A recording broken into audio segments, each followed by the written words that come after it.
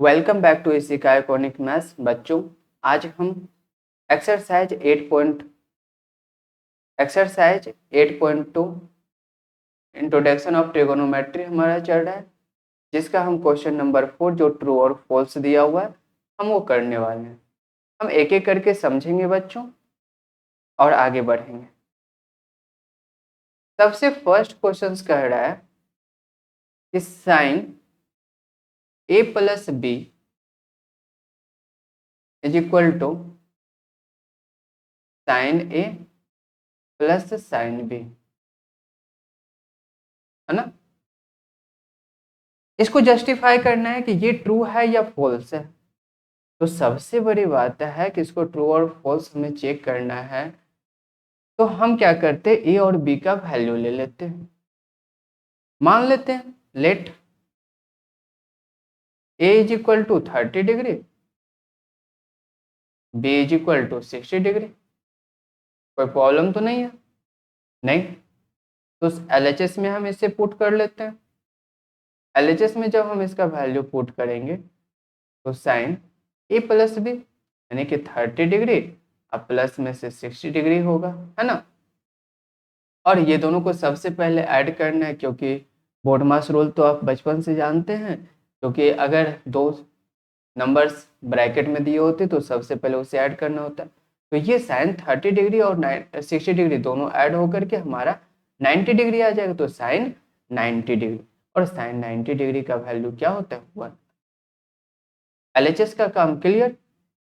अब हम RHS की ओर चलते हैं। राइट हैंड साइड की ओर क्या दिया हुआ है? तो ये हमारा दिया हुआ है sign A plus sine B. Sign A plus sine B दिया हुआ है। तो साइन ए क्या दी, ए का वैल्यू हम क्या रख ले, 30 डिग्री। तो यानी कि ये हमारा साइन 30 डिग्री अब प्लस में से साइन क्या होगा, 60 डिग्री। साइन 30 डिग्री का वैल्यू हम निकालेंगे तो 1/2 आएगा, और साइन 60 डिग्री का वैल्यू निकालेंगे तो √3/2 आएगा।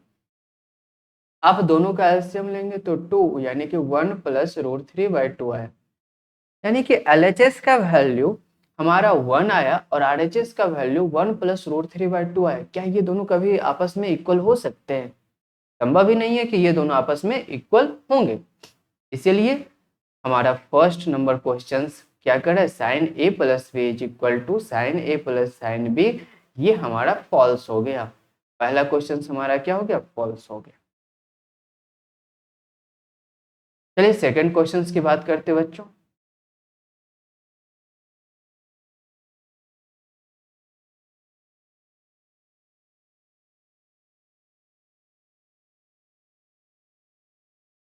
सेकंड क्वेश्चन कह रहा है the value of sine theta increase as theta increase. कहते हैं जब थीटा इंक्रीज होता है तो साइन थीटा का वैल्यू इंक्रीज होगा। चलिए कैसे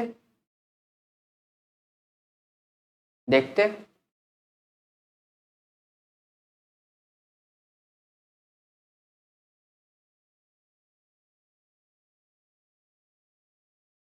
लगता है कि ये आपका हैंग हो चुका है। 1 मिनट बच्चों, लगता है सिस्टम हैंग हो चुका है।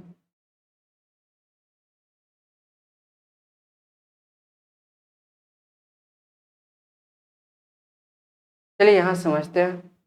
अब देखो आओ, थीटा का वैल्यू इंक्रीज हो रहा है, डिक्रीज हो रहा है, इससे जो है वो फर्क पड़ता है। आप जानते हैं sine theta is equal to P/H होता है।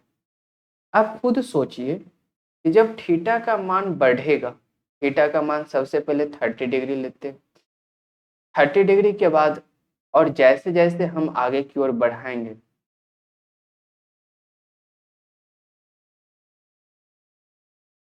30 डिग्री के बाद हम जैसे जैसे आगे की ओर बढ़ाएंगे उसका पी का मान बढ़ता जाएगा। परपेंडिकुलर का मान क्या होता जाएगा, बढ़ता जाएगा। सबसे पहले आप एक ट्रायंगल देखिए। मान लेते हो बाबू कि ये एंगल हमारा थीटा है। आप खुद देखेंगे कि जैसे ही थीटा का वैल्यू को आप इंक्रीज करेंगे, बढ़ाएंगे, तो ये पी का मान ऊपर की ओर बढ़ेगा। पी का मान क्या हो रहा है? बढ़ रहा है। अब बात आती है कि थीटा का मान बढ़ा रहे तो पी का मान बढ़ रहा है, इसका मतलब sine theta is equal to P बटे एच होता है ना। अब एच का मान जैसे जैसे बढ़ेगा तो ऑटोमेटिक बात है कि पी बटे एच का वैल्यू भी क्या होगा? बढ़ेगा। यानी कि हमारा सेकंड क्वेश्चन क्या होगा? सही होगा, ट्रू होगा। अब आप इसके वैल्यू पे भी देख सकते हैं, साइन 0 डिग्री का वैल्यू 0 है, साइन 30 डिग्री का वैल्यू 1/2 है, साइन 45 डिग्री का वैल्यू 1/√2 है, साइन 60 डिग्री का वैल्यू √3/2 है, साइन 90 का वैल्यू 1 है।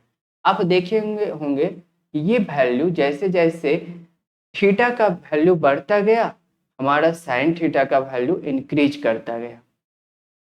आप इस बात को समझ पा रहे होंगे बच्चों।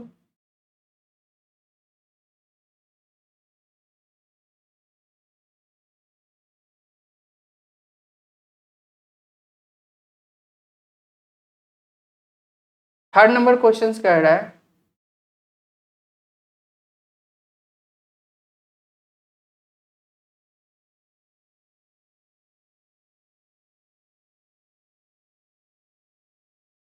The value of cos theta increase as theta increase. देखिए ध्यान से, फिर हम एक ट्रायंगल बना रहे हैं,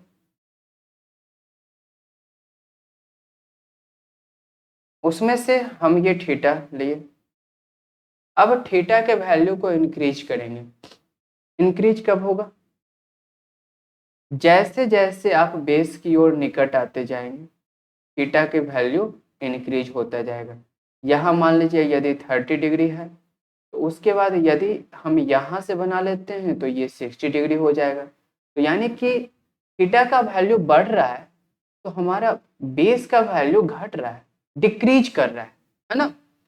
तो देखिए cos theta is equal to हमारा फॉर्मूला होता है बी बटे एच।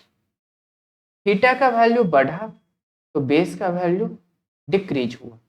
जैसे ही बेस का वैल्यू डिक्रीज होगा तो हम जानते हैं कि ये पूरी कॉस थीटा की वैल्यू क्या हो जाएगी? डिक्रीज हो जाएगी। और यहाँ लिखा है कि इंक्रीज होगा, ये हमारा रॉन्ग, गलत हो गया। नेक्स्ट क्वेश्चन की ओर देखते हैं।